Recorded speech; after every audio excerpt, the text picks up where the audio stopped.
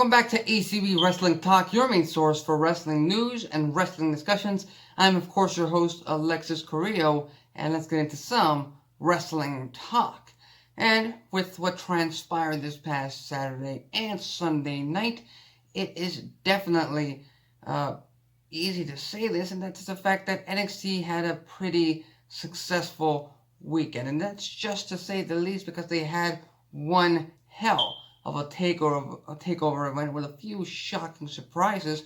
But then, just last night, they ended up winning the entire weekend when they beat both Raw and SmackDown put together at Survivor Series, and NXT was pretty much declared the supreme brand. Or at least that's how WWE played it out on television, because at the end of the show, at the end of last night's Survivor Series broadcast, NXT had won 4 of the 3 brand matches. SmackDown had won 2, and Raw, my prediction to win the entire night at Survivor Series, only won 1. So, Raw Tag Team Champions, the Viking Raiders, who I predicted were not going to be winning this match, even if WWE wanted to make them as dominant as they wanted them to be. I honestly thought that this match would either go to the New Day or the Undisputed Era. It ended up on the pre-show, and it ended up being the only victory for Team Raw on the pre-show. So in essence, realistically, to most mainstream fans, Team Raw won absolutely nothing at Survivor Series. They lost every single match at Survivor Series, if you ask any mainstream wrestling fan, most of which did not watch the kickoff show. SmackDown won 2 matches. Again, another pre-show match.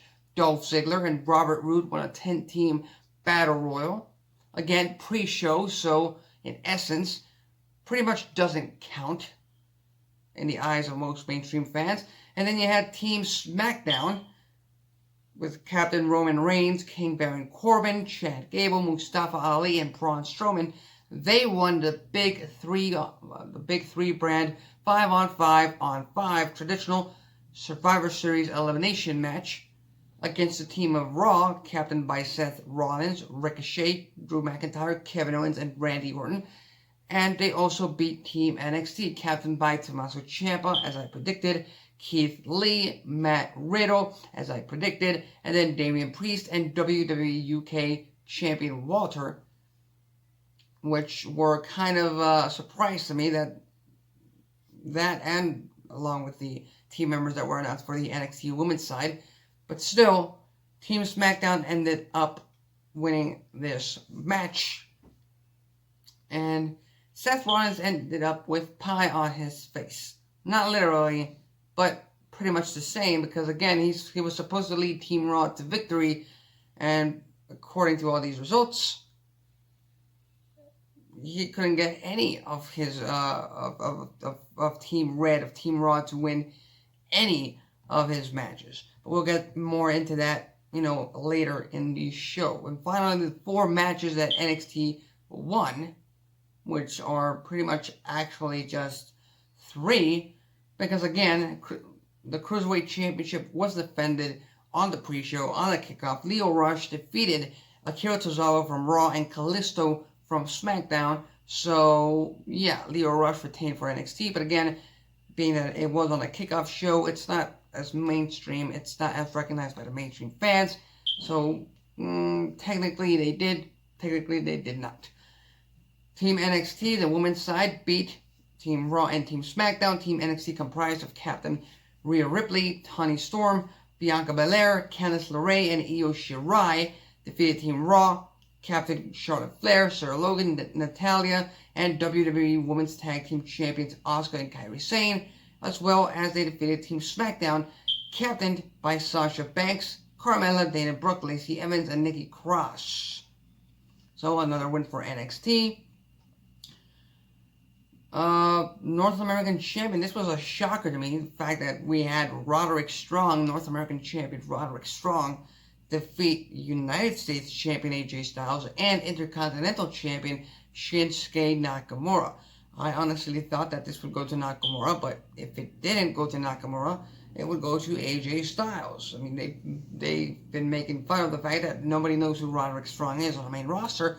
Apparently, WWE is set to make him known. They're set to let the fans know who Roderick Strong is. And now you know him as the guy who beat AJ Styles and Shinsuke Nakamura in the same night. So, thank you for that.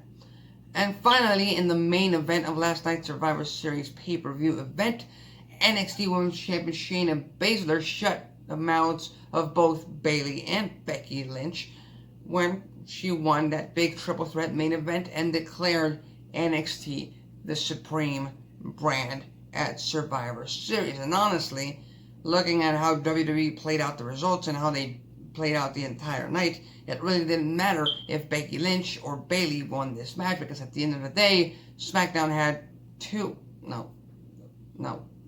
math hasn't always been my strong suit, so yeah, it actually did matter, because if Bayley won this match, it would have been a tie between NXT and SmackDown.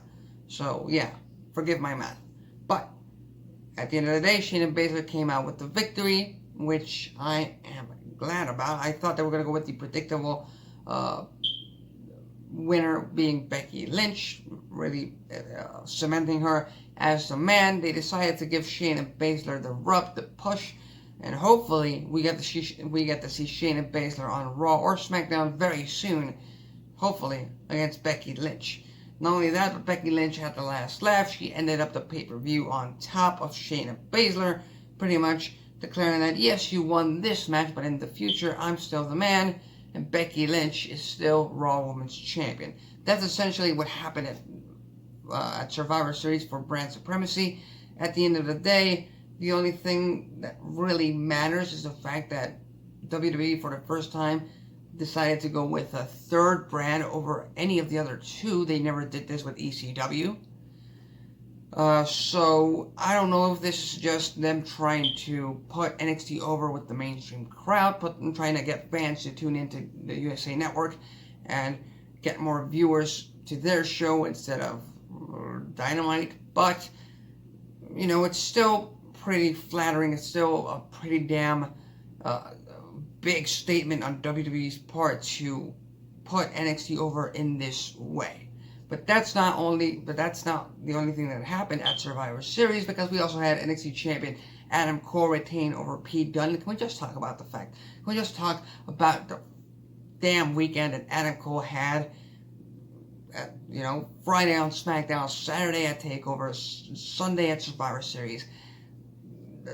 Adam Cole is surely undisputed. He is the NXT champion. I thought for sure he was dead at War Games. No, obviously not literally, but it's just been a crazy weekend for Adam Cole. And just like I predicted, Adam Cole retained his title. There's no way they were going to put Pete Dunne, Damian Priest, or Killian Dane over Adam Cole this weekend. Just didn't make any sense for the storylines. There's always room for a shocker, but Adam Cole ended up retaining in one hell of a bout against the former WWE UK champion Pete Dunne.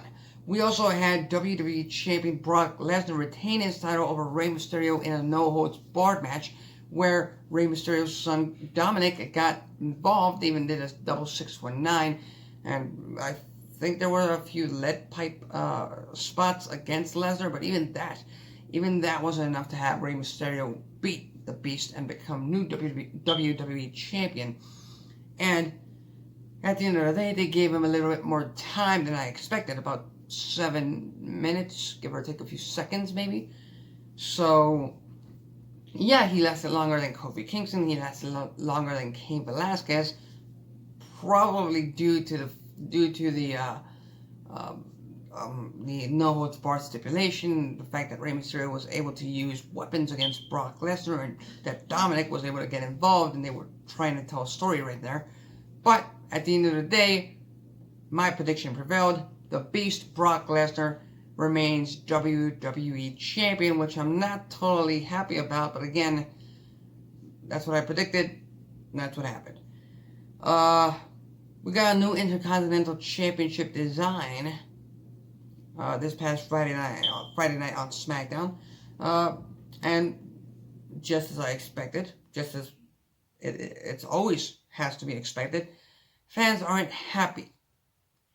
Fans are not happy at all because, human beings, people, everyone doesn't like change. They don't like when things that they know have been one way a certain while change to be a different way for the next while. That's the case with this Intercontinental Championship design, this redesign of the title. Everyone was happy in that, and trust me, I loved that white Intercontinental Championship design belt, that very old style, very good, I believe, very good seller amongst the hardcore wrestling fan base. And, it was brought into WWE by Cody, which I don't think played a big part in actually changing the design. The fact that Cody was the one who reintroduced that design to the WWE universe, but you never know. But at the end of the day, that new Intercontinental Championship, it's a pretty beautiful damn title belt. Number one, can we just relish over the fact and celebrate the fact that WWE designed a championship that doesn't just have that WWE logo strapped in the center of the belt? Can we just celebrate that? This is actually a design. Okay, not a marketing tool like the women's and the men's world titles.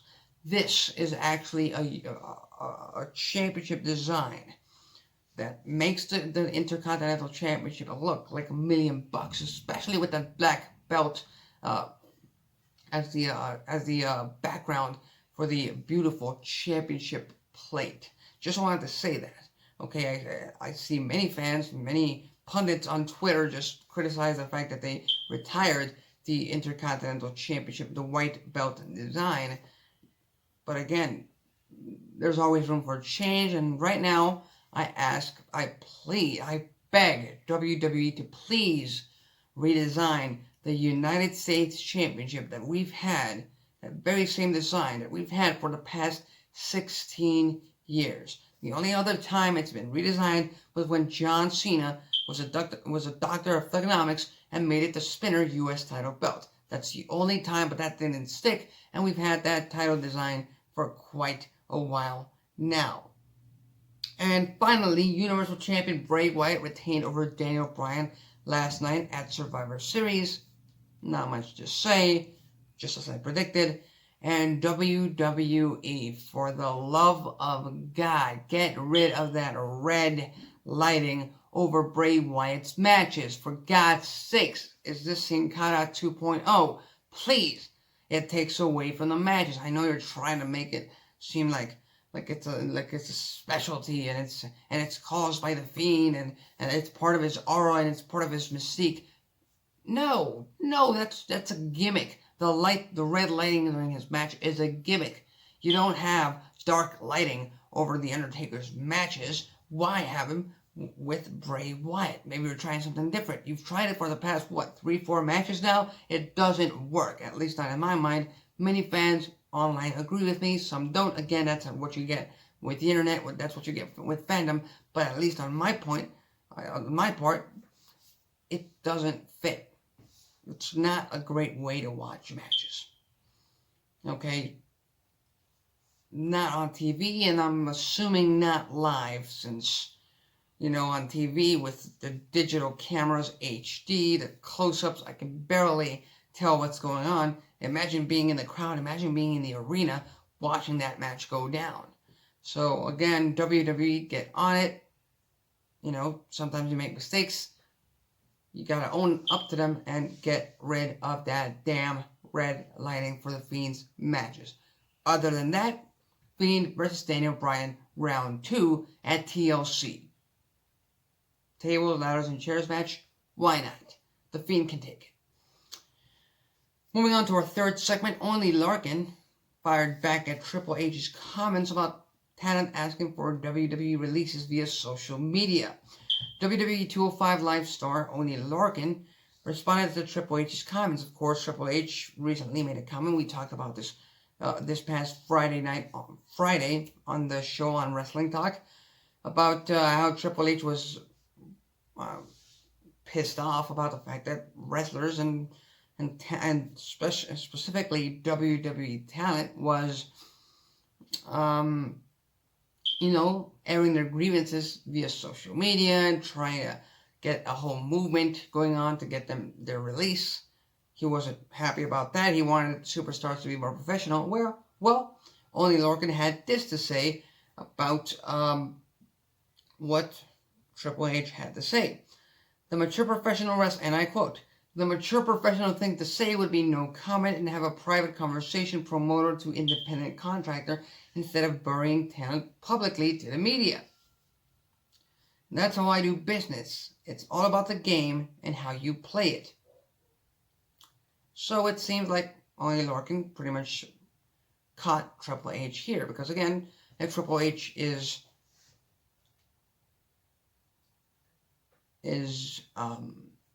complaining about talent being or airing their grievances and asking for their releases via social media, Oney Lorcan is calling him out for doing the same on the talent, making this happen. The big issue I see here with Oney Lorcan's remarks is the fact that I believe Triple H was asked this, pretty much outright. He was asked this specifically about talent asking for their releases via social media, and Triple H, being that he is the founder and pretty much the man who runs NXT, he complied and he answered with what he thought. He didn't just come out of nowhere and decided to air his grievances on WWE talent. One thing that we do have to point out is that Oney Lorcan has reportedly, or there were reports at the end of October that he requested for his WWE release, which again, we're about to get into December. It hasn't been granted, so maybe, Oney Lorcan is getting a little bit impatient. And it's safe to say that he's pretty much not content with where he's at WWE right now. So again, in this world, people fend for themselves. People fend for their companies. They fend for their own interests.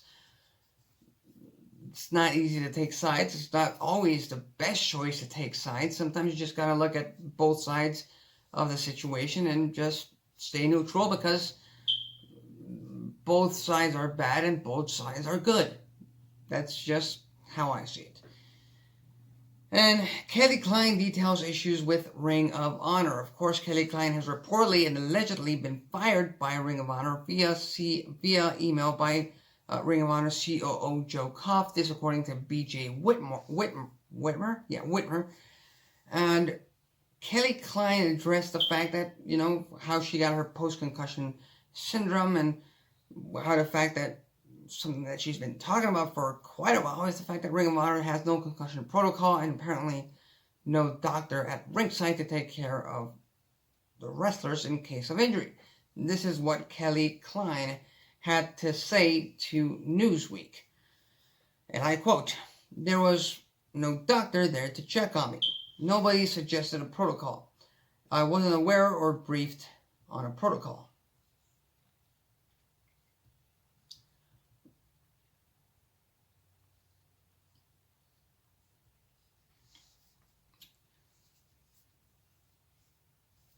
And, other than that, those were her main comments. She also spoke about the fact that, she had been posting on social media regarding this issue, how she's been fired by CEO Joe Koff, and now the fact that Kelly Klein had neurologist appointments and rehab, and, you already know how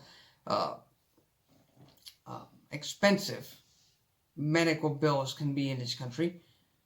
BJ Whitmer has health insurance, and Kelly Klein, being his spouse, was able to take advantage of that, and Kelly Klein had this to say, and I quote, If I didn't have that, I wouldn't be able to take care of these appointments.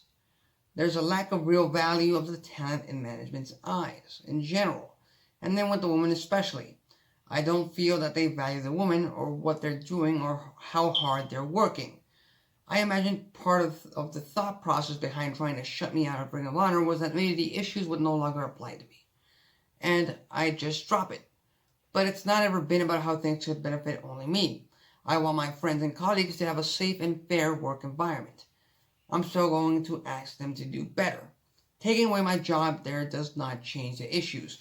I want them to be accountable for creating an unsafe environment, and the only way I know how is to have enough eyes on it that the public will have to hold them accountable. Well, it's safe to say that most wrestling fans, if not every single wrestling fan, should be on Kelly Klein's side in this. I'm not trying to rally anyone against any company or any corporation, but the fact is, she was fired still with post-concussion syndrome in a company, in a business, in an industry where people get hurt all the time because it is such a physical business. You gotta have some kind of protocol. You gotta take care of your wrestlers. You gotta put their safety and their well-being first, because at the end of the day, they are the ones who are drawing fans to your shows. They are your actives. Again, they're people, but at the end of the day, to a company, they are your actives. They are your talent. You have to take care of them. And Kelly Klein is just trying to make this public, trying to get as much eyes as possible. The problem here is that Ring of Honor is far from being the #1 wrestling company in the world. They are far from being that. They are below WWE, they are below AEW, they are below New Japan Pro Wrestling. In my eyes, they are below Impact Wrestling. So again, they have quite a long road to go, especially Kelly Klein, to getting these kinds of issues in the eyes of fans and other press, and get some backlash and pressure on Ring of Honor to do something about it. Hopefully she's able to do so, but again, we'll just have to wait and see what happens. And tonight is Monday night, which means Raw. And just like we talked about at the beginning of the show, Monday Night Raw had an abysmal night this last night at Survivor Series, because they didn't win one single match on the actual pay-per-view show. They won a match on the kickoff show. The Viking Raiders proved to be the most dominant tag team in WWE, but at the end of the day, that really doesn't matter when Raw has been preaching over the past, 28, 29 years that they are the A show, that they are the top brand, and it's safe to say that they were humiliated and embarrassed at Survivor Series. So AJ Styles defends his U.S. title against Humberto Carrillo. What's going to happen there? AJ Styles failed against Roderick Strong and Shinsuke Nakamura at Survivor Series. Honestly, I hope Humberto Carrillo wins the title, but I can't really see it happening with the OC around. Again, Raw is live. Anything can happen. We'll have to get an update on the WWE Championship, specifically with Brock Lesnar still being champion. I'm not happy about it. It seems that, Lesnar might take a break all the way until the Rumble next year. Not happy about that. Hopefully, we get a title match at TLC and Lesnar drops the title there, because I do not want to see Lesnar versus Rollins at WrestleMania again. Personally, I do not want to see that. And, well, Kevin Owens suffered the consequences of being a part of NXT TakeOver War Games. Again, I get it. Kevin Owens was attacked by the Undisputed Era this past Monday on Raw, so he had a bone to pick with the Undisputed Era, and he did so at TakeOver War Games. But you could easily have him be the scapegoat and blame him for the fact that he wasn't fully concentrated on beating SmackDown and NXT at Survivor Series, and he wasn't 100% physically because of what happened at War Games. Again, that's just a story option that they may take tonight on Raw. Just putting it out there. And one last thing, we'll just have to wait and see what WWE has next for us with Lana, Lashley, and Rusev. And let's see if they can fix this messed up storyline, which hasn't been interesting and it's been barely entertaining. So we'll just have to wait and see what goes down tonight on Raw. And that's been Wrestling Talk for today, Monday, November 25th, 2019. I've been Alexis Carrillo. If you like this video, hit the like button. If you dislike this video, hit the dislike button. That's it for me. See you tomorrow.